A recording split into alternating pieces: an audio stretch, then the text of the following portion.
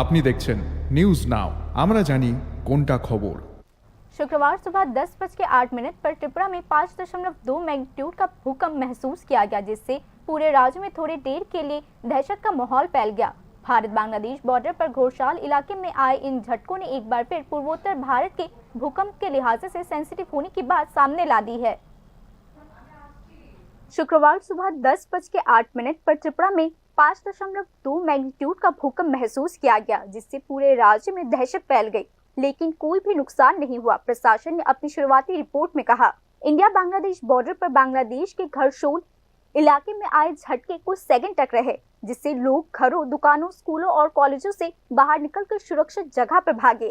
घटना के बाद राज्य प्रशासन ने तुरंत पूरे राज्य में हालात का रिव्यू करना शुरू कर दिया। डिजास्टर मैनेजमेंट डिपार्टमेंट को अलर्ट पर रखा गया है और हर डिस्ट्रिक्ट एडमिनिस्ट्रेटर से फील्ड रिपोर्ट इकट्ठा करने को कहा गया है।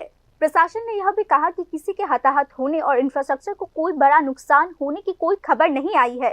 प्रशासन ने लोगों को शांत रहने और अफवाह या फेक न्यूज ना फैलाने की चेतावनी दी है। साथ ही प्रशासन ने लोगों को भूकंप से जुड़े आम सेफ्टी गाइडलाइंस को फॉलो करने का आह्वान भी किया। इस मामले में इलेक्ट्रिसिटी कनेक्शन, लिफ्ट का इस्तेमाल ना करना, खुले जगह पर रहना, सोशल मीडिया पर बिना वेरिफिकेशन की जानकारी ना फैलाने की जरूरत है।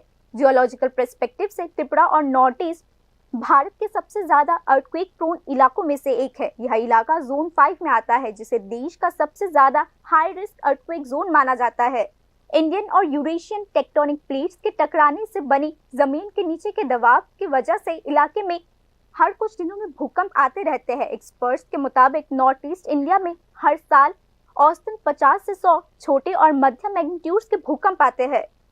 इसीलिए त्रिपुरा, मेघालय, असम और मणिपुर में 4 से 6.5 मैग्नीट्यूड के बीच भूकंप आना कोई नई बात नहीं है। पिछले रिकॉर्ड बताते हैं कि 1997, 2004 और 2017 में मीडियम मैग्नीट्यूड के भूकंपों का त्रिपुरा पर काफी असर पड़ा था।